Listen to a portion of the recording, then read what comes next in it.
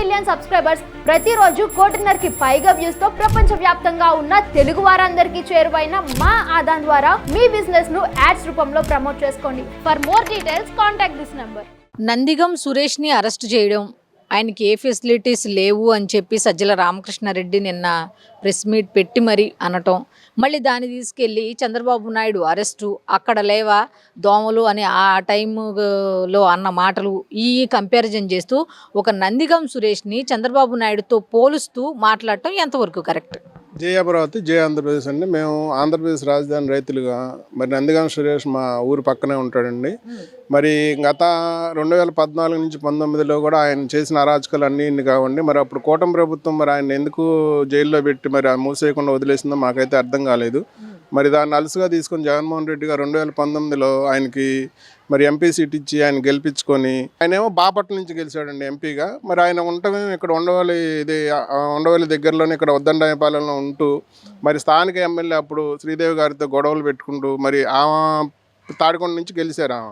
మరి ఆమె తాడికొండ నుంచి గెలిస్తే మరి ఆమెను పరిపాలన చేసుకునియకుండా మరి బాపట్ల వెళ్లకుండా నేను ఇక్కడే ఉండి అసలు ఆయన చేసిన అరాచకాలు అన్నీ ఇన్ని కావండి. అసలు మరి గతంలో ఎప్పుడు కూడా మేమైతే వినలేదు ఇన్ని అరాచకాలు ఇక్కడ జరుగుతాయి అని చెప్పి. అలాంటి అరాచకాలు చేసి మరి చంద్రబాబు నాయుడు గారిని మరి లోకేష్ గారిని మరి నానా తిట్టి మరి అదేమంటే మరి అదే సామాజిక వర్గాలను తీసుకొస్తారండి. సో ఎంత సామాజిక వర్గాలు అయితే మాత్రం మరి ఏదైనా మాట మాట్లాడేటప్పుడు మీడియా ముందు కానీ ప్రజల ముందు కానీ మరి ప్రజలకు నచ్చే విధంగా మాట్లాడాలి. కానీ మరి బూతులు మాట్లాడో లేకపోతే వాళ్ళని తిట్టో మరి సమస్యను పక్కదారి పట్టించేసి మరి ఇష్టం వచ్చినట్టు పరిపాలన చేసి మరి ఎన్నో వందల కోట్ల రూపాయలు కూడబెట్టుకున్నారని చెప్తున్నారు. మాకైతే నిజాలు అయితే తెలియవు. మరి ఇన్ని చేసిన వాళ్ళని మరి కేసులో ఉన్నప్పుడు మరి అరెస్ట్ చేయకుండా ఎట్లా ఉంటారండి? మరి నిన్నగాక మొన్న సుప్రీంకోర్టుకి వెళ్ళాడు మరి బెయిల్ కోసం అని చెప్పి. మరి సుప్రీంకోర్టు కూడా వ్యాఖ్యానించిందంట. గౌరవ సుప్రీంకోర్టు వారు కూడా మరి మీరు మీ గవర్నమెంట్లోనే ఉన్నారు కదా, మీ గవర్నమెంట్లోనే కేసు నమోదైనప్పుడు మరి మీరు నిజాయితీ పరులు నిర్దోషులు అయితే కనుక మీరు అప్పుడే కనుక విచారణ చేసుకుని మీ పేరు కేసు నుంచి తప్పించుకుంటే బాగుండేది కదా. మరి ఇప్పుడు ఇక్కడ దాకా బెయిల్కి ఎందుకు వచ్చారు, మీరు కింద కోర్టుకి వెళ్ళి అక్కడే చూసుకోండి అని చెప్పారంట. మరి ఇలాంటి వాడికి మరి ఏమి సదుపాయాలు కలపజేయాలని చెప్పి మరి సజ్జల రామకృష్ణారెడ్డి గారు కోరుకుంటున్నారో మాకైతే అర్థం కావట్లేదండి. నెక్స్ట్ ఇంకొకటి, ఇన్ని రోజులు ఊరుకొని సజ్జల గారు సడన్గా నందిగం సురేష్ని పరామర్శించడంలో ఉన్న సామరస్యం కానీ లేకపోతే ఆంతర్యం కానీ ఏమయ్యి ఉండొచ్చు? అసలు వాళ్ళు ఏం చేస్తారో ఎందుకు చేస్తారో అర్థం కాదండి. వాళ్ళు మనసులో ఒకటి పెట్టుకుంటారు, బయటకు ఒకటి చేస్తారండి. వాళ్ళు చేసేయన్ని కుట్రల కుతంత్రాలతోటి మరి ఇన్ని సంవత్సరాల నుంచి వాళ్ళ పార్టీనే అబద్ధాలతో ప్రచారం మొదలుపెట్టారు. మరి సాక్షి ఛానల్ అని అది మరి ఆ పేరు కూడా చెప్పొచ్చు చెప్పకూడదు మాకైతే తెలియదు. కానీ మరి అలాంటి ఛానల్ ఒకటి అయితే పెట్టుకున్నారు, అలాంటి పత్రిక ఒకటి ఉంది. మరి ఆ మీడియా వాళ్ళే వస్తారు కానీ వాళ్ళ పత్రికా సమావేశాలుగా మరి ఎవరిని పిలవరు వాళ్ళు. మరి వాళ్ళు ఇష్టం వచ్చినట్టు మాట్లాడుకుంటారు, ఎదటి వాళ్ళ మీద నిందేస్తారు, మరి గుడ్డగాల్చి ముఖం మీద వేస్తారు, మీరు ఈ తుడుచుకోమని చెప్తారు. వీళ్ళకి ఈ తుడుచుకోవటమే కాలం గడిచిపోతూ ఉంటుంది. మరి వాళ్ళు ఏదో ఊహ్యం పని ఉంటారు, దానికోసం ఇప్పుడే బయటకు వచ్చి మరి ఆయన సురేష్ గారిని ఎమ్మటేసుకొచ్చి మాట్లాడుతున్నారు. భవిష్యత్తులో ఏదో ఉంటుంది దీంట్లో కూడా. మరి ఏదో కుట్రల కుతంత్రాలు చేసే పార్టీ కాబట్టి వాళ్ళకి ఎప్పుడు అలాంటిదే ఉంటారు. రాష్ట్రం మీద కానీ, రాష్ట్ర రాజధాని మీద కానీ, మరి పోలవరం మీద కానీ, రాష్ట్రాన్ని అభివృద్ధి చేద్దామని కానీ, మరి ప్రజలను ముందుకు తీసుకెళ్దామని కానీ, జీఎస్టీ ఆదాయాన్ని పెంచి ప్రజలకు ఏదైనా సదుపాయాలు కలిగి చేద్దామని కానీ ఉండదండి వాళ్ళకి. వాళ్ళ గవర్నమెంట్లో చూసాం కదా, ఎంతసేపు అప్పులు తీసుకురావటం, మరి నెల పంచామని చెప్పి బట్టలు నొక్కటం. ఈ బట్టలు నొక్కినట్లు కూడా అన్ని స్కామ్లేని అంటున్నారు మరి ఇప్పుడున్న గవర్నమెంట్ వారు. మరి ఏది నిజం ఏది అబద్ధం ప్రజలు తేల్చుకోలేకుండా ఉండారండి. అది మాత్రం చాలా తప్పని మేము అనుకుంటున్నామండి. అంటే మీ దృష్టికి వచ్చినంత వరకు ఈ 6 నెలల్లో కూటమి ప్రభుత్వం విఫలమైంది వాస్తవం అంటారా? విఫలమైందని ఎవరంటారండి? వాళ్ళకి అసలు 40% ఓట్లు వేసారంటున్నారు. కానీ నాకు తెలిసి అయితే ఆ 40% ఓట్లు కూడా రాకూడదండి వాళ్ళు చేసిన పరిపాలనకి. మరి కూటమి విఫలమైందని ఎట్లా అంటారండి? మీరు వ్యవస్థలన్నింటినీ నాశనం చేసి వదిలిపెట్టారు. మరి ఎక్కడ కావాలంటే అక్కడ అప్పులు తీసుకొచ్చారు. మరి ఆ అప్పులు కూడా మరి సరైన మీరు గవర్నమెంట్ జీవోల్లో కూడా లేకుండా మీ ఇష్టం వచ్చిన జీవోలు ఇచ్చుకొని ఆ జీవోలు కూడా బయట పెట్టకుండా మరి మొన్న హైకోర్టుకి వెళ్తే హైకోర్టు వారు కూడా మీరు జీవోలు ఎందుకు చేశారని చివాట్లు పెడితే అప్పుడు కూడా వాళ్ళు బయట పెట్టలేదండి. మరి ఈ కూటమి ప్రభుత్వం వచ్చిన తర్వాత ఆ జీవోలన్నీ బయటకు తీసుకొచ్చి బయట పెడితే మరి ప్రభుత్వ భూములు అమ్ముకోవడానికి కూడా వాళ్ళు ఒక జీవో ఇచ్చారంటండి. మరి ప్రభుత్వ భూములు అమ్ముకొని మరి ఆస్తులు మీరు పోగు చేసుకుంటే మరి భవిష్యత్తులో వచ్చే గవర్నమెంట్లకి ఏమైనా ప్రభుత్వ భూమి కావాలంటే మరి ఏమైనా ఇక్కడ డెవలప్మెంట్ చేసి ఏదైనా బిల్డింగ్లు కట్టాలని ప్రజా సదుపాయాల కోసం మరి ఆ భూమి లేకపోతే మరి కొనాలంటే మరి చట్ట ప్రకారం కొనాలంటే బోల్డెన్ కోట్లు అవుతుందండి. మరి అట్లా వ్యవస్థలన్నింటినీ నాశనం చేసేసి ఫైబర్ నెట్లో దాదాపు 1200 మంది ఉద్యోగస్తులను పెట్టారంటండి. అంతకుముందు 10 లక్షల కనెక్షన్లు ఉంటేనే 150 మందితో వాళ్ళు గవర్నమెంట్ వాళ్ళు గత గవర్నమెంట్లో వాళ్ళు పరిపాలన చేశారు. మరి మీరు వచ్చిన తర్వాత 5 లక్షల కనెక్షన్లు తగ్గినాయి. మరి 1400 మందిని ఉద్యోగస్తులను పెట్టుకున్నారంట. అది కూడా చట్ట ప్రకారం కాకుండా మీ ఇష్టం వచ్చినట్టు అపాయింట్మెంట్ ఆర్డర్లు ఇచ్చేసి కనీసం అపాయింట్మెంట్ ఆర్డర్లు కూడా లేవు అంట. మరి అట్లాంటి వాళ్ళకల్లా వాళ్ళు పెట్టుకోవడం, మరి ఎమ్మెల్యేలకి ఎంపీలకి పని మనుషులు గాను, మరి వంట మనుషులు గాను, మరి డ్రైవర్లు గాను పెట్టుకుంటున్నారు. మరి ఇలాంటి చట్టం ఎక్కడ రాశారో మాకైతే తెలియదు. ఇది చాలా దారుణం. మరి వ్యవస్థలన్నింటినీ నాశనం చేశారండి. అట్లా ఒక్కటే కాదు, ఫైబర్ నెట్ ఒక్కటే కాదు, మరి అన్ని వ్యవస్థలను అలాగే నాశనం చేసేసి ఉద్యోగస్తులను ఎక్కువ పెట్టేసుకొని రాష్ట్ర ఆదాయం అంతా వాళ్ళకి దోచిపెట్టేసి రాష్ట్రాన్ని గొల్ల చేశారు. మరి అన్నీ వీళ్ళు సర్దుకుంటూ మరి సెంట్రల్ గవర్నమెంట్ వారితో బాగుంటూ అక్కడి నుంచి నిధులు తీసుకొచ్చి పరిపాలన అయితే సాగిస్తున్నారు. ఇది మాకు చాలా బాగుందండి కూటమి ప్రభుత్వం తరఫున. అంటే మిమ్మల్ని భయపెట్టి భూములు లాక్కున్నారు అనేది వాస్తవమేనా? భయపెట్టి భూములు లాక్కోవటం ఏంటండి, మాకు ఇష్టమే మేము భూములు ఇస్తాను. భయపెట్టి ఎందుకు లాక్కుంటారు? భయపెట్టేటట్టయితే 98% మంది భూములు ఎందుకు ఇస్తారు? ఇప్పుడు ఏ రాష్ట్ర రాజధాని, ఇప్పుడు మనకి 70 సంవత్సరాలు అయిందండి ఆంధ్రప్రదేశ్ రాజధాని లేకుండా. గత గవర్నమెంట్కి అవకాశం ఉందని చెప్పి అప్పుడు చట్టంలో రాశారు. అది ఏ గవర్నమెంట్ అయినా కానీ మొదట వచ్చిన గవర్నమెంట్కి అవకాశం ఉంటుంది. అంతేగాని ప్రతిసారి గవర్నమెంట్ మారినప్పుడల్లా కానీ రాజధాని మార్చుకుంటానంటే భవిష్యత్తులో అసలు రాష్ట్రానికి రాజధాని ఎట్లా ఉంటుందండి? మాకు ఇష్టమయ్యి వాళ్ళకి అనుకూలంగా ఉంటేనే చట్ట ప్రకారం మాకు అన్ని కల్పిస్తానన్న తర్వాతే మేము భూములు ఇచ్చామండి. ఇది ఆక్స్ఫర్డ్ యూనివర్సిటీలో కూడా అసలు ఇట్లా 34,000 ఎకరాలు చిన్న గొడవ కూడా లేకుండా అక్కడ భూములు ఎలా సేకరించారు అనేది చదువుకునే వాళ్ళకి ఒక ఎక్స్పర్ట్ లాగా దాన్ని పెట్టారండి ఇక్కడ జే అమరావతి. జనంలోకి జగన్ సంక్రాంతి తర్వాత అని అంటున్నారు. దీంట్లో ఆంతర్యం ఏమయ్యి ఉంటుంది? అక్కడ విషయం ఏమి ఉండదండి. అది వాళ్ళకి వాళ్ళు చెప్పుకునే గొప్పలు తప్పితే ప్రజలైతే అసలు ఎవరు కూడా ఆయన్ని స్వాగతించే ఇదిగా లేరు. ఎందుకంటే ఆల్రెడీ చూపించేశారు.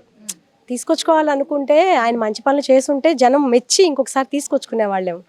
కానీ ఆయన ఆ రోజు నేను ప్రజల చేత ప్రజల వరకు ఎన్నుకోబడిన వ్యక్తినని చెప్పి రాజ్యాంగబద్ధంగా నడుచుకుంటానని చెప్పి ప్రమాణ స్వీకారం చేసి ముఖ్యమంత్రి హోదాలోకి వచ్చిన తర్వాత అంతకుముందు ఆయన చేసినటువంటి పాదయాత్రలు చెప్పిన మాటలన్నీ ఎక్కడికి వెళ్ళిపోయినాయో, ప్రజలకు ఇచ్చినటువంటి వాగ్దానాలు ఎక్కడికి వెళ్ళిపోయినాయో, మరి అమరావతి మేము కంటిన్యూ చేస్తామని చెప్పిన మాట ఎక్కడికి వెళ్ళిపోయిందో, చంద్రబాబు నాయుడు గారిని ఇల్లు కట్టుకోలేదు, నేనైతే ఇక్కడే ఇల్లు కట్టుకొని చూపిస్తాను, మీకు అందుబాటులో ఉంటాను అని చెప్పిన మాటలు ఎక్కడికి వెళ్ళిపోయినాయో ఎవరికి తెలియని విషయం.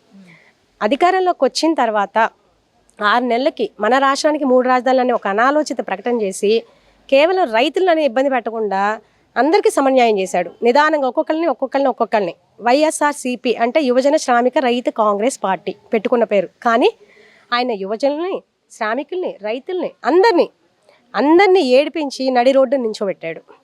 అందరూ నిరుద్యోగులు, ఉద్యోగులు ప్రతి ఒక్కరిని నడి రోడ్డు నించోబెట్టిన పరిస్థితి.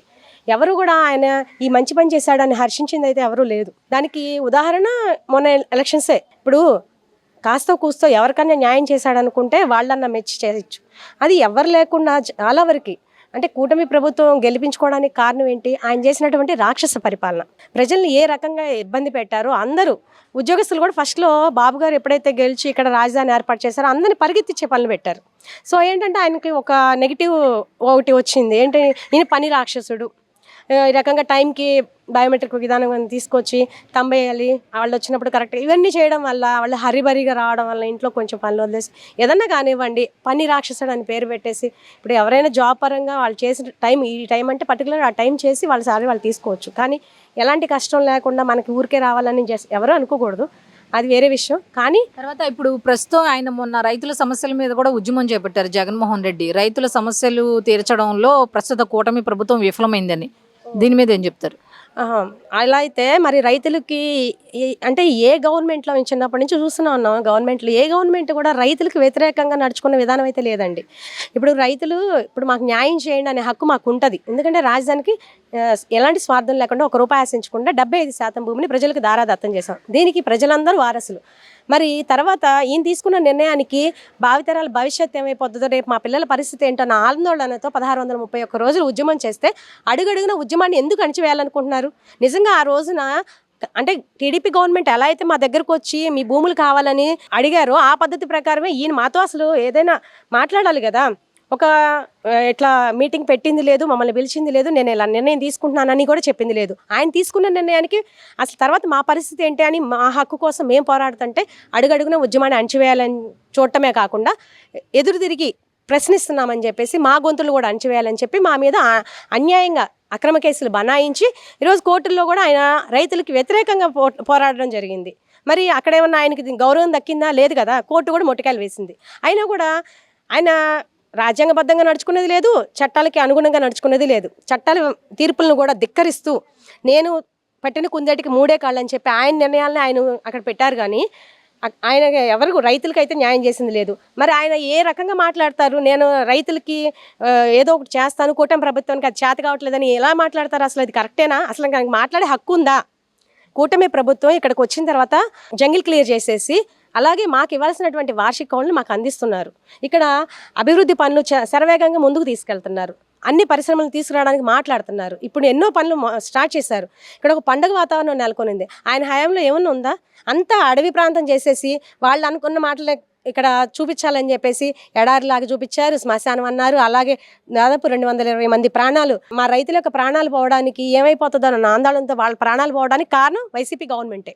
మరి ఆ రకంగా శ్మశానం చేశారు. వాళ్ళు అనుకున్నవన్నీ చేసి చూపిస్తూనే ఉన్నారు.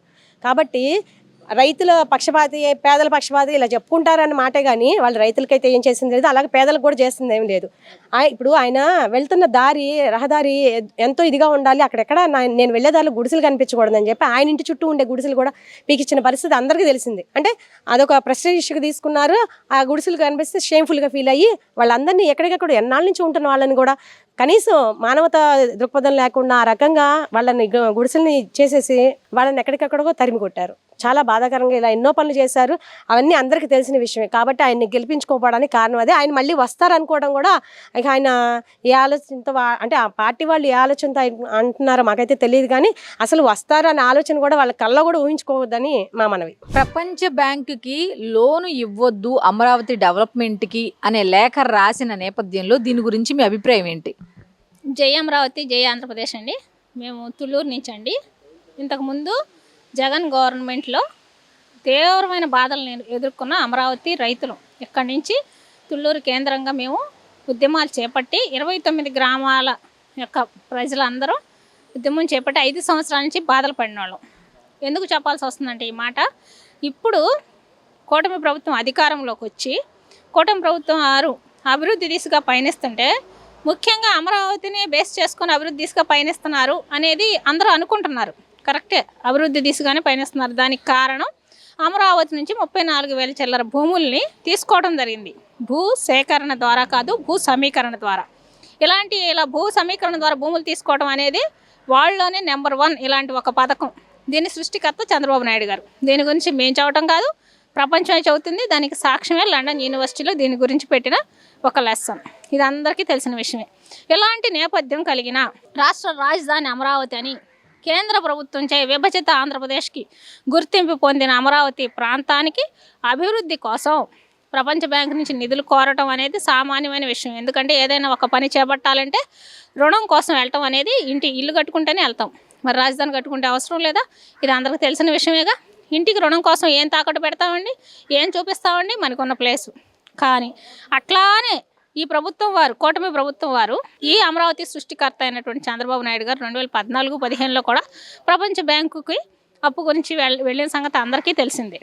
అప్పుడు కూడా ఇప్పుడు లేఖ రాశారంటున్నారు. ఎవరు? ఇప్పుడు ఉన్నటువంటి జగన్మోహన్ రెడ్డి 11 సీట్లు, ఒక ఎమ్మెల్యే స్థాయి ఉన్నటువంటి ఎమ్మెల్యే స్థాయిలో వాళ్ళకు ఉన్నది 11 మంది. ప్రతిపక్ష హోదా లేదు రాజ్యాంగం ప్రకారం. వాళ్ళు అనుకోకపోయినా అరుచుకున్న, గొంతు చించుకున్న వాళ్ళ స్థాయి 11 సీట్లే.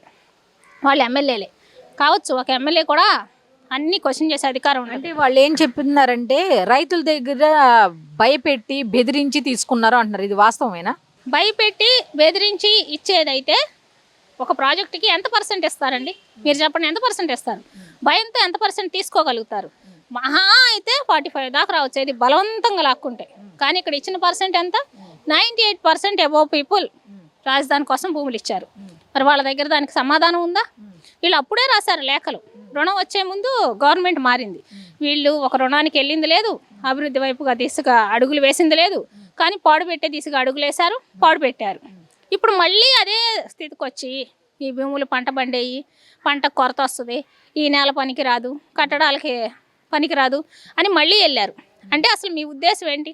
రాష్ట్రాన్ని అభివృద్ధి వైపు తీసుకెళ్లాలనా వద్దా? అసలు రాష్ట్రానికి రాజధాని ఉండాలా వద్దా? 3 రాజధానులు అన్నారు. ఎవరైనా హర్షించారా?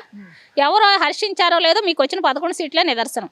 ఏమైనా అభివృద్ధి చేశారో? పోనీ 3 రాజధానులు అన్నారు, 3 చోట్ల అభివృద్ధి చేసి చూపించారా? చంద్రబాబు నాయుడు గవర్నమెంట్ 1,00,000 కోట్ల అప్పు చేసిందని చెప్పారు. రాజధాని నిర్మాణానికి 1,00,000 కోట్ల ఖర్చు అయిద్దని చెప్పారు. మీరు 1,00,000 పైసలు ఖర్చు పెట్టారా? ఎక్కడ ఖర్చు పెట్టారు? 3 ప్రాంతాల అభివృద్ధిలో మీరు చేసిన అభివృద్ధి ఏది? వీళ్ళని గ్రాఫిక్స్ అన్నారు, మీరు పులివెందులో బస్ స్టాండ్ గీసింది ఏంది గాలిలోనా? గ్రాఫిక్స్ కూడా వచ్చి ఉండవు బయటకు కాగితాల రూపంలో. మీరు అది కూడా చేయలేకపోయారు.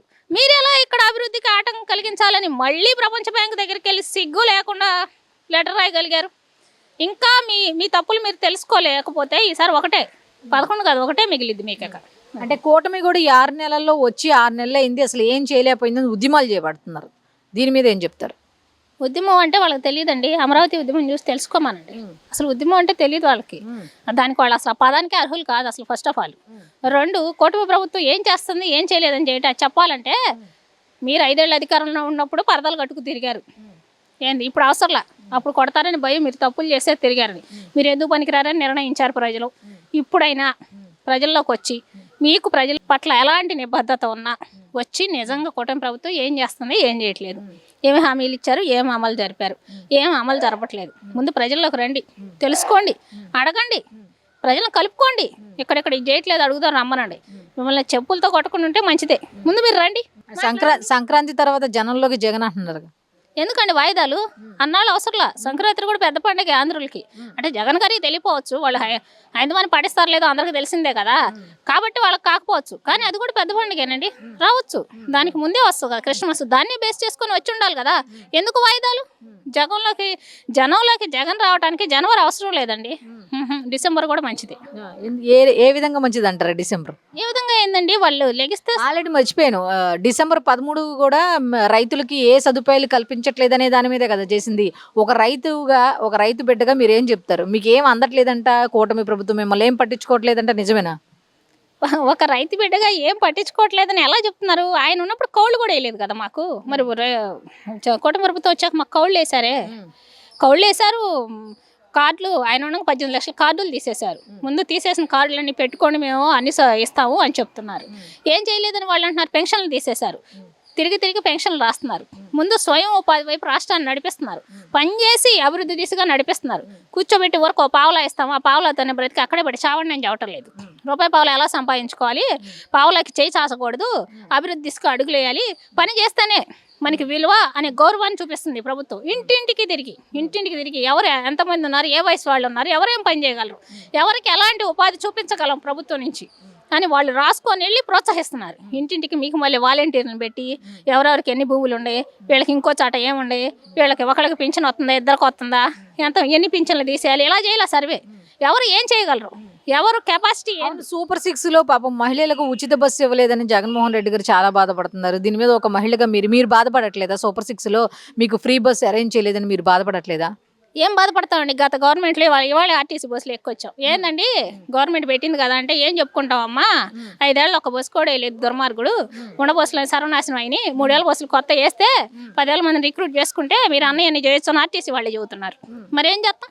ఇప్పుడు కొత్త వాళ్ళని రిక్రూట్ చేసుకోవాలి కదా. వాళ్ళని వీకేస్తవి, ఆర్టీసీని సర్వనాశనం చేస్తవి, బస్సులని విధ్వంసం చేస్తవి, ఒక్క బస్సుకు రిపేర్ చేపిపోతవి. ఇప్పుడు అంతా మొదలెత్తుకోవాలంటే ఎలా ఇద్దండి?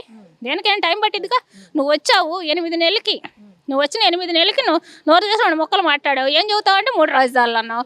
రైతులే భూములు ఇచ్చిన ఇదే అని లేదు. పోనీ మా గురించి లేదు, రాష్ట్రం గురించి ఏమైనా ఉందా? ఏమీ లేదు. ఎక్కడ కొండలు ఉన్నాయి తవ్వుకుందాం, ఇసుక ఆడుందే తవ్వుకుందాం, పక్క రాష్ట్రానికి అప్పచెబుతాం. అక్కడ జనాన్ని కూడా అప్పచెబడానికి సిద్ధపడ్డ నీచుడు అది జగన్మోహన్ రెడ్డి. రైతుల దగ్గర నుంచి భూములు భయపెట్టి లాక్కున్నారు అనే పదాన్ని అప్పుడు అంటే 2014-19 కాలంలో వాడారు. మళ్ళీ ఇప్పుడు దాన్ని తెరపైకి తీసుకొచ్చారు. అంటే ప్రపంచ బ్యాంకుని మళ్ళీ తప్పుదోవ పట్టించే ప్రయత్నం చేశారు. దీని మీద ఏం చెప్తారు? జేఎం అమరావతి సేవ్ ఆంధ్రప్రదేశ్. వాళ్ళకి పాడిందే పాట పాసిపళ్ళ దాసుడు అన్నట్టు ఏమీ పనులు లేక ఇదొకటి రైతులను మోసం చేశారని చెప్పి ఈ పన్నాగం బన్ని ఇచ్చేస్తున్నారు. గత 5 సంవత్సరాలు చేశారు. రైతులనంతా నానా ఇబ్బందులు పెట్టారు. ఒక్క రైతులనే కాదు, రాష్ట్రం మొత్తం ఎంత నష్టపరిచారంటే అంత నష్టపరిచారు. ఎక్కడ పని అక్కడ వదిలిపెట్టేసి అప్పులు తీసుకొచ్చి, ఎక్కడ పడితే అక్కడ అప్పులు తీసుకొచ్చి వీళ్ళ మొఖాలకు అభివృద్ధి చేయడం చేతగాక గత ప్రభుత్వం అప్పులు తీసుకొచ్చి ఆ సంక్షేమాలని ఈ సంక్షేమాలని సగం డబ్బులు వాళ్ళకిచ్చి సగం డబ్బులు వీళ్ళ జేబుల్లో మింగేసి ఆగమాగం చేసి రాష్ట్ర ప్రజలనంతా ముంచి వదిలిపెట్టారు పోయినసారి. ఇప్పుడు మళ్ళీ అదంతా జనాలు గమనించుకొని కనీసం ప్రతిపక్షం కూడా లేకుండా తొక్కేసారి అయిపోయింది. అది అయిపోయిన తర్వాత ఇప్పుడు ఏంటి మళ్ళీ ఎట్ట రావాలి, ఏం చేయాలని, మళ్ళీ జనాల్లో ఏం చేయాలా అన్న ఇదిలో మంచి చేయటం వాళ్ళకి ఎట్టాగు చేత కాదు, మళ్ళీ ఏం చేయాలనే ఇదిలో జనాల దగ్గర రైతుల దగ్గర లాక్కున్నారని ప్రపంచ బ్యాంకు అంత డబ్బులు ఇవ్వడం ఎందుకని వాళ్ళకి లెటర్లో రాయడము, మరి అంతా అమరావతిలోనే పెట్టాలా అనడము, వీళ్ళ బాబుగాడు సొమ్మ అమరావతిలో పెట్టాలంటే అది నువ్వెంతో నేనెంతో ప్రతి ఒక్కళ్ళ హక్కు అమరావతి. అమరావతి అంటే అమరావతి ఒక్క చోటేం పెట్టట్లా, కళ్ళేమన్నా పోయినాయి చోట్ల. అసలు ఇప్పుడు ఇక్కడికి వచ్చినాక అమరావతిలో ఏం చేశారు, వైజాగ్లో ఎన్ని పెట్టారు, లూలు కంపెనీ ఆదాని ఎన్ని వస్తున్నాయి, ఐటీ రంగాలు ఎన్ని పెడుతున్నారు, కర్నూలులో ఎన్ని చేస్తున్నారు, ఎంతవరకు చేస్తున్నారు, రాష్ట్రం మొత్తం 4 మూలల్లో ఎంతవరకు చేస్తున్నారు, అమరావతిలో ఎంతవరకు చేస్తున్నారు. అమరావతి అభివృద్ధి అయితే మొత్తం వచ్చిద్ది, రాష్ట్రం మొత్తం వచ్చిద్ది, దాని ఫలాలు రాష్ట్రం మొత్తం అందిద్ది. రాబోయే తరాల కోసం అసలు ఇప్పుడు మేము రైతులను భూమి ఇచ్చామంటే మేము చూసుకునేది ఏమి ఉండదు, ముందు తరాల కోసం రాష్ట్ర ప్రజల కోసం ఇచ్చాం. కానీ రైతుల దగ్గర స్వచ్ఛందంగా ముందుకొచ్చి ఇచ్చారు తప్పితే ఎవ్వరు భయపెట్టి లాక్కున్నది లేదు. అప్పుడు ప్రభుత్వం వారైనా కానీ ఎవరు భయపెట్టి లాక్కున్నది ఏం లేదు. ఇప్పుడు పాపం ఆయన మళ్ళీ మీకోసం బయటకు వచ్చి ఉద్యమాలు చేస్తున్నారు కదా, రైతులకు ఏమీ అందలేదు, ఏమీ ఇవ్వలేదు ఈ కూటమి ప్రభుత్వం 6 నెలల్లోని. పాపం మీకోసం బయటకు వచ్చారు జగన్మోహన్ రెడ్డి, మొన్న ఉద్యమాలు చేయమని పిలుపు కూడా ఇచ్చారు మొన్న 13వ తారీఖు. దీని మీద ఏం చెప్తారు? ఆయన స్వలాభాల కోసం ఏమన్నా వచ్చారేమో కానీ మా కోసం ఏం రాలేదండి. ఆయన మింగటానికి ఎక్కడ ఏం లేదేమో అందుకోసం వచ్చాడు, కానీ మా కోసం ఈ 5 ఏళ్ల నుంచి ఏం చేశాడు రైతులకి అది చూపించి అప్పుడు ఉద్యమం చేయాలి. ఈ గత ప్రభుత్వం ఇప్పుడు గతంలో ఉన్నప్పుడు 5 ఏళ్ళు చేశాడు కదా, అప్పుడు ఏం చేశాడో చూపిమనండి రైతులకి, చూపించి అప్పుడు చేయాలి ఉద్యమం. మా కోసం ఆయన కష్టపడాల్సిన పనేం లేదు. ఆయన అసలు రాను వద్దు, ఆయన ఉద్యమం చేయాల్సిన అవసరం లేదు, ఆయన పేరు తెలుసుకోవాల్సిన అవసరం లేదు. ఆయన అసలు వదిలేసి ఎటొకటి వెళ్ళిపోతాడు అనుకుంటున్నారు, కానీ మరి ఎందుకనో ఉండాడు. ఇంకా అదేంటి నెక్స్ట్ ఎలక్షన్స్ జరిగితే ఆయనే అంట కదండి వచ్చేది. ఏ రకంగా వస్తాడండి, ఏ రకంగా వస్తాడు అసలు ప్రజల్లోకి? నేను ఇది చేశాను, ఈ 5 సంవత్సరాల్లో రాష్ట్రానికి ఇది అభివృద్ధి చేశాను. సజ్జల రామకృష్ణారెడ్డి గారు కూడా అన్నారు కదా, నందిగం సురేష్ని పరామర్శించి బయటకు వచ్చినప్పుడు చంద్రబాబు నాయుడు గారు అరెస్ట్ని నందిగం సురేష్ అరెస్ట్ని రెండును సమానంగా పోల్చుతూ మాట్లాడుతూ నెక్స్ట్ ఎలక్షన్స్ వస్తాము అప్పుడు చూసుకుందాం అన్నట్టుగా మాట్లాడారు. దీని మీద ఏమంటారు మరి మీరు? ఎట్టండి, నక్కకి నాగలోకానికి ఏదో ముడి పెడితే ఎట్ట కుదిరిద్ది? ఆయన ఎక్కడ అంతకుముందు గతంలో 14 సంవత్సరాలు సీఎం చేశారు, ఇప్పుడు చేశారు, ఒక రాష్ట్ర ముఖ్యమంత్రి చేస్తున్నారు ఇప్పుడు కూడా. కానీ రాష్ట్ర ముఖ్యమంత్రి హోదా కూడా ఆయన అసలు ప్రపంచ స్థాయి లెవెల్లో, నేను ఢిల్లీ వెళ్తే కూడా అసలు ఎలా వస్తున్నారు, ఒక్కొక్కళ్ళు ఎట్ట వచ్చి ఆయనకి ఇచ్చేస్తున్నారు, షేక్ హ్యాండ్లు ఇచ్చి ఎలా పరామర్శించి ఏంటని చెప్పి మాట్లాడతాం. ఈయన ముఖానికి ఎప్పుడు వెళ్ళినా ఎవరు కనీసం వాళ్ళకి అపాయింట్మెంట్లు కూడా ఇవ్వడం కానీ మాట్లాడడం కానీ ఏమీ లేదు. మా రాష్ట్రానికి అభివృద్ధి కావాలి, మాకు ఫండ్స్ ఇవ్వండి, మాకు అదే లోన్స్ అట్లా డబ్బులు అది ఇవ్వండి, మాకు అభివృద్ధి చేయాలి, మీరు తోడ్పడండి అని ఈయన ప్రతి ఒక్కళ్ళ దగ్గరికి వెళ్తున్నారు. ఆయన్ని కూడా అలాగే ఇన్వైట్ చేసుకుంటున్నారు అందరూ, చంద్రబాబు గారిని. అలా పనులు జరుగుతున్నాయి. ఇప్పుడు ఈ 5-6 నెలల్లోనే అసలు ఎంత వర్క్ జరుగుతుందో రాష్ట్రం మొత్తం అండి, ఒక్క అమరావతి దగ్గరే కాదు, రాష్ట్రం 4 మూలలా జరుగుతుంది. ఇది ఎంత అబద్ధం. మళ్ళీ విష ప్రచారం మొదలు పెట్టారు. వాళ్ళకి ఏమి చేతకాక, అభివృద్ధి చేత కాదు, ఇలాగన్నా జనాల్లోకి వెళ్ళి విష ప్రచారం పేటీఎం బ్యాచ్ని కొంతమందిని తయారు చేసుకున్నారు వాళ్ళు. అప్పటి నుంచి ఇప్పటికి కూడా వాళ్ళు కరెక్ట్గా పనిచేసింది లేదు, జనాల్లోకి వెళ్ళింది లేదు. ఈ రకంగా అన్నా వెళ్దాం అనేది వచ్చారు తప్పితే రైతులను ఎవరు మోసం చేయలా. ఈయన చేశారని ఈయన బాధపడాల్సిన పనేం లేదు. ప్రపంచ బ్యాంకుకి ఒక లెటరు ఫిర్యాదు అనేది ఎంతవరకు కరెక్ట్? మీ దగ్గర నుంచి నిజంగానే లాక్కున్నారా? వాస్తవం చెప్పండి. జై అమరావతి, జై ఆంధ్రప్రదేశ్ అండి. వాళ్ళు ఏ రకంగా దుష్ప్రచారం చేస్తున్నారంటే ఆ రకంగా చేస్తున్నారండి. గతంలో ఇట్లానే 2014లో కూడా ఆంధ్రప్రదేశ్కి భూములు ఇక్కడ నుంచి రైతులు తీసుకున్నప్పుడు ఏదైతే టీడీపీ ప్రభుత్వం తీసుకుందో అప్పుడు కూడా సేమ్ ఇదే ప్రపంచ బ్యాంక్కి వాళ్ళు లెటర్ రాసి చేశారు. అప్పుడు ఆ ప్రతినిధులు ఇక్కడికి వచ్చి నిజ నిర్ధారణలు తెలుసుకొని, కాదు వీళ్ళు నిజంగా స్వచ్ఛందంగా ఇచ్చారు అని తెలుసుకొని, ఇక్కడ రైతులు అమరావతి రైతులు స్వచ్ఛందంగా ఇచ్చారని తెలుసుకొని అప్పుడు వాళ్ళు అనేది ఫండ్ శాంక్షన్ రిలీజ్ చేశారు, ఆ ఫండ్స్ అనేది. కానీ వాళ్ళ ఫండ్స్ రిలీజ్ అయిన టైం తర్వాత ఒక 2-3 ఏళ్ళకి మళ్ళా ప్రభుత్వాలు మారిపోయినాయి, వైఎస్ఆర్సీపీ ప్రభుత్వం వచ్చింది. వీళ్ళు ఉన్నారు మరి గత 5 సంవత్సరాలు మరి వీళ్ళు అధికారంలో ఉన్నారు. మరి ఏ ఒక్క రైతు దగ్గర నుంచి అయినా వాళ్ళు అడిగినా ఉందా, మీ దగ్గర నుంచి భూమి తీసుకున్నారని? మరి వాళ్ళ గత 5 సంవత్సరాల్లో వాళ్ళు ఉన్నారు కదండి, మరి వాళ్ళు ఎందుకు ప్రూవ్ చేసుకోలేకపోయారు? వాళ్ళు మరి ప్రూవ్ చేసుకోవాలి కదా, నిజంగానే వీళ్ళ దగ్గర నుంచి బలవంతంగా లాగున్నారని ఒక్క రైతు దగ్గర నుంచి చెప్పించలేకపోయారు. కానీ ఇవాళ ఏ రకంగా చెప్తున్నాను, మళ్ళీ ఇప్పుడు ఈ కూటమి ప్రభుత్వం ఎప్పుడైతే వరల్డ్ బ్యాంక్ అనేది కానీ ఏడిబి బ్యాంక్ కానీ వీళ్ళందరూ 15,000 కోట్లు రిలీజ్ చేస్తున్నామని అంటే మళ్ళీ వీళ్ళు అదే తంతు పాడుతున్నారు. మళ్ళా భూములు తప్పుడుగా లాక్కున్నారు అని అనేసి. అజ్ఞాతవాసి అన్నారు కానీ వైఎస్ఆర్సీపీ అనలేదు కదా, వాళ్ళని ఎలా అనుకుంటారు మీరు? అజ్ఞాతవాసి అని అంటే ఇంకేంటండి, అజ్ఞాతవాసి అంటే వాళ్ళ పేటిఎం బ్యాచ్ నుంచే అది రిలీజ్ అవుతుందండి. అది మనం చెప్పనవసరం లేదు, వాళ్ళే వేరే వాళ్ళ ద్వారా రిలీజ్ చేయించేసే ఉంటారు. అది జగమెరిగిన సత్యం. అది వాళ్ళు ఏమన్నా సరే, అజ్ఞాతవాసి అన్నా సరే వాళ్ళ దగ్గర నుంచే వచ్చిందండి. వాళ్ళు గత 5 సంవత్సరాలు సరే ఆ అజ్ఞాతవాసి అనే అనుకోనివ్వండి, మరి వాళ్ళ అధికారంలో ఉన్నప్పుడు, వైఎస్ఆర్సీపీ ప్రభుత్వం అధికారంలో ఉన్నప్పుడు వారు ప్రతి ఒక్క రైతు దగ్గర నుంచి అయినా కనీసం ఒక్కళ్ళ దగ్గర నుంచి అయినా మీ దగ్గర నుంచి బలవంతంగా లాక్కున్నాము అన్నది ప్రూవ్ చేయలేకపోయారు కదా. మరి దాన్ని బట్టే తెలుస్తుంది. మళ్ళీ ఇంకొకటి, శర్మ గారు ఎవరు రిటైర్డ్ ఐఏఎస్ ఆఫీసర్ శర్మ గారు వాళ్ళు ఏమన్నారు, కేవలం 60,000 కోట్లు ఇక్కడ అమరావతికే పెట్టుబడి పెడుతున్నారు, కేవలం ఇక్కడ బిల్డింగ్స్ కోసమే పెడుతున్నాం అని అనేసి అదొక దుష్ప్రచారం చేస్తున్నారు. ఇక్కడ మేము దీన్ని చాలా తీవ్రంగా ఖండిస్తున్నామండి. 60,000 కోట్లు కేవలం ఒక్కసారిగా రావండి ఆ నిధులు, దాపాలుగా అంటే ఒక ఇయర్కి కొంత, కొన్ని ఇయర్కి కొంత, అట్లా ఒక 5 ఏళ్ళకి కలిపి అట్లా ఇస్తున్నారు. అట్లానే కేవలం అమరావతికే పెడుతున్నారు అంటున్నారు. ఇవాళ ఆంధ్రప్రదేశ్ మొత్తం ఎన్ని లక్ష కోట్లు వస్తున్నాయండి? దాదాపు 3-4 లక్షల కోట్ల పైనే వస్తున్నాయండి ఆంధ్రప్రదేశ్. చెప్పుకుంటూ పోతే చాలానే ఉంటాయి. ఇవాళ వైజాగ్కి TCS 10,000 మంది ఉద్యోగాలని కల్పిస్తున్నారు. ఇంకొకటి లూలు గ్రూప్స్, గత ప్రభుత్వంలో వైఎస్ఆర్సీపీ ప్రభుత్వంలో లూలు గ్రూప్ మాల్ అసలు ఆంధ్రాలోనే పెట్టమని అనేసి చెప్పారు. అలాంటిది బాబు గారు మాట్లాడి వాళ్ళని ఒప్పించి ఇవాళ కేవలం వైజాగ్లో కాదండి 3 ప్రాంతాలకి అభివృద్ధి, 3 ప్రాంతాల్లో మేము సంస్థను పెడుతున్నాము అని అనేసి లూలు గ్రూప్స్ వాళ్ళ చేత ఒప్పించి 3 చోట్ల పెడుతున్నారండి. వైజాగ్లో హైపర్ మార్ట్, మిగిలిన చోట మాల్స్ పెడుతున్నారు. ఇంకొకటి NTPC హైడ్రోజన్ పవర్ ప్లాంట్, అది కూడా 85,000 కోట్లతో వైజాగ్లోనే పెడుతున్నారు. గూగుల్ క్లౌడ్ 1,00,000 కోట్లతో వైజాగ్లో పెడుతున్నారు. Railway zone, Visakha railway zone వస్తుంది. ఆ వాల్తేరుని డివిజన్ చేసుకుంటూ విశాఖ రైల్వే జోన్ ఎక్స్టెన్షన్ అవుతుంది. రేపు 8వ తారీఖు ప్రధాని మోడీ గారు వచ్చి ఇక్కడ శంకుస్థాపన చేస్తారు రైల్వే జోన్కి అని అనేసి అన్నారు. ఇంకొకటి ఇలా చెప్పుకుంటూ పోతే విశాఖ మెట్రో, చాలా ఇంకో రిలయన్స్ 65,000 కోట్లతో మొత్తం 500 ప్లాంట్లు, రాష్ట్రం మొత్తం మీద 500 ప్లాంట్లు, బయోగాస్ ప్లాంట్లు పెట్టడానికి వాళ్ళు. మీరేమో ఇవన్నీ చెప్తున్నారు, వాళ్ళేమో ఈ 6 నెలల్లో కూటమి ప్రభుత్వం ఏం చేయలేదు, మేము ధర్నాలు చేస్తాం, మేము జనంలోకి వస్తున్నాము, మీరు రెడీగా ఉండండి అని వాళ్ళు అంటున్నారు. అదేనండి, ఆ మేధావులు మరి వాళ్ళు వాళ్ళు ఏం చేస్తున్నారో, ఏం వింటున్నారో రోజుకి సరే మీడియానే అనుకుంటున్నాం. ఈ మీడియా ఇక్కడ మీడియా కాదు, నేషనల్ మీడియా అనే చూసుకోవాలి కదా.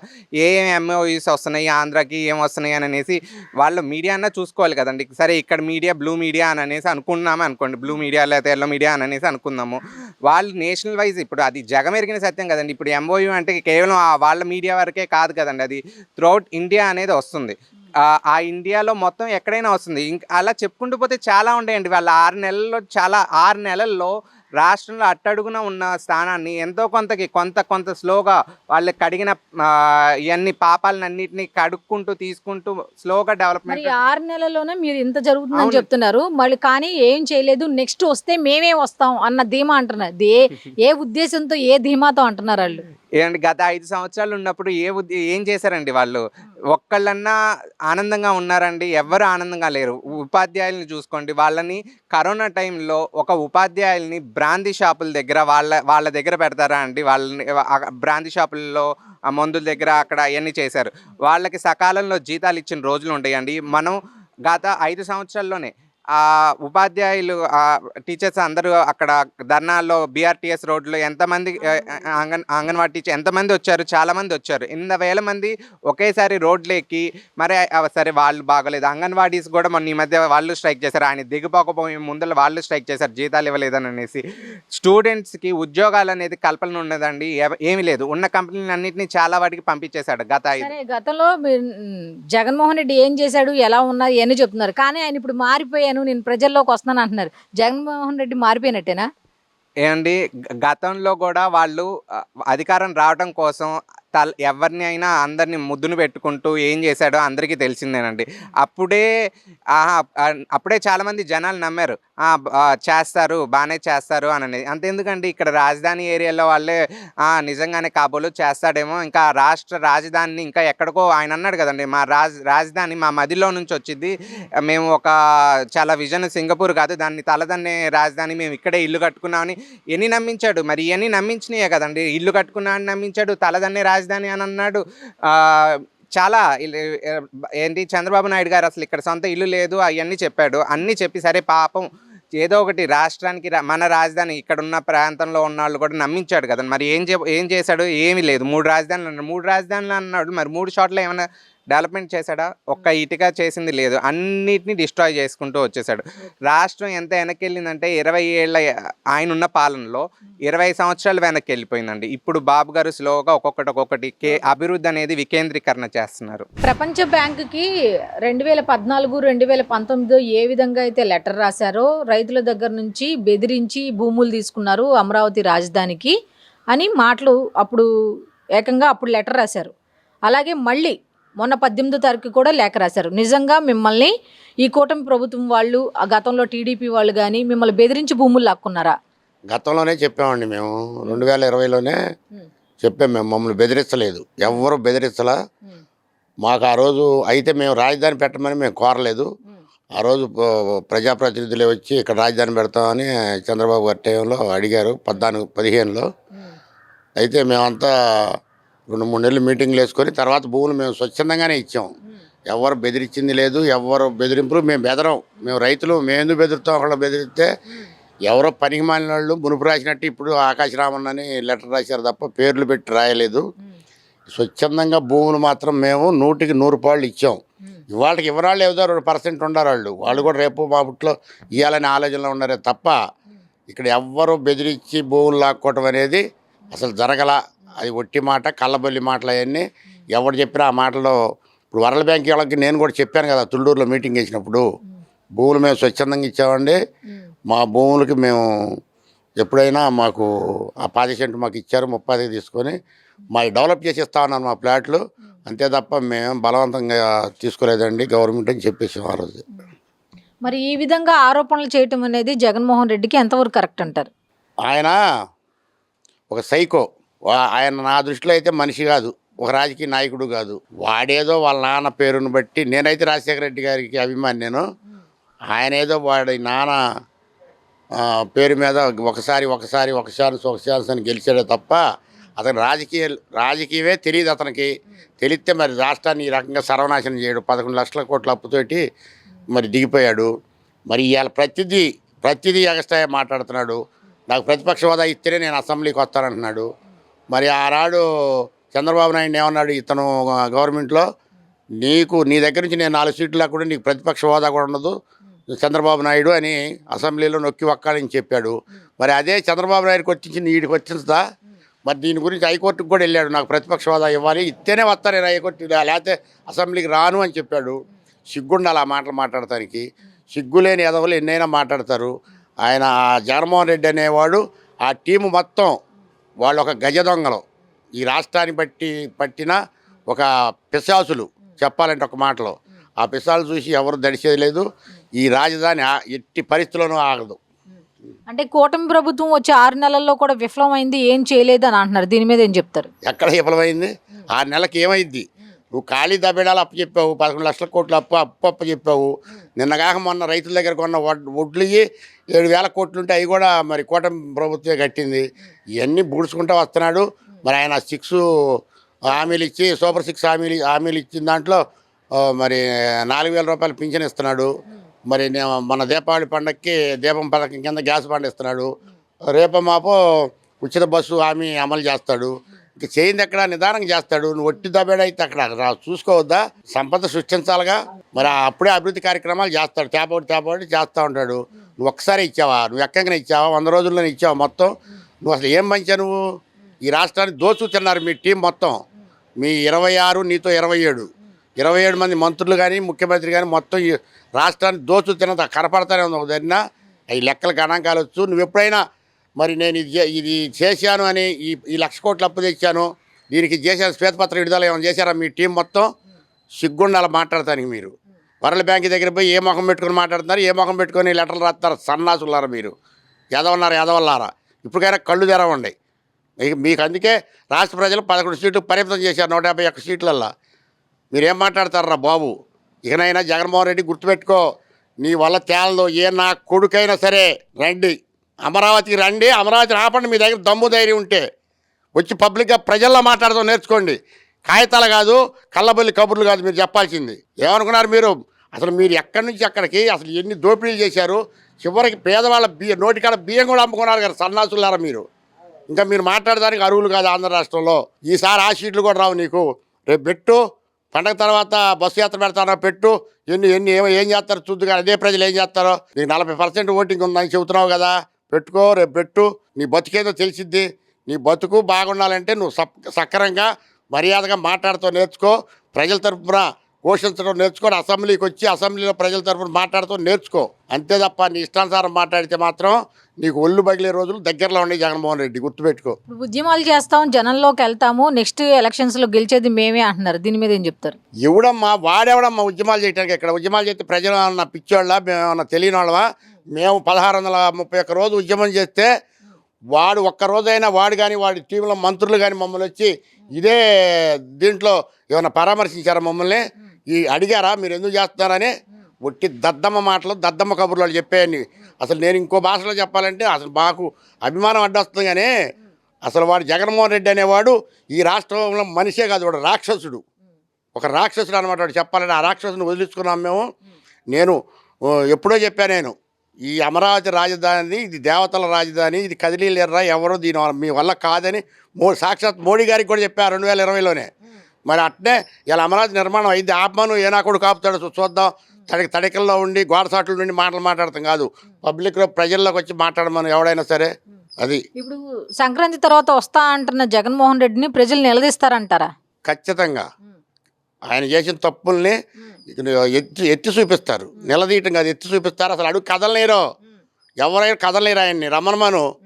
మరి ఎందుకు అసలు అసెంబ్లీకి రావడానికే దొంగ అయిపోయాడు ఆయన. ఇప్పుడు ఆయన సీటు ఆయన గెలిచాడు ఎమ్మెల్యేగా, అసెంబ్లీకి వచ్చి మాట్లాడాలిగా.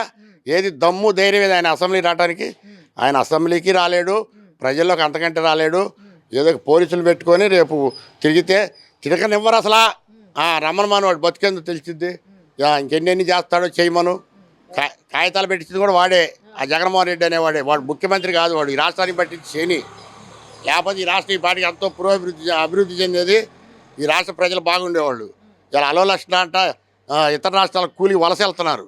గుర్తుపెట్టుకోమని జగన్మోహన్ రెడ్డిని. అది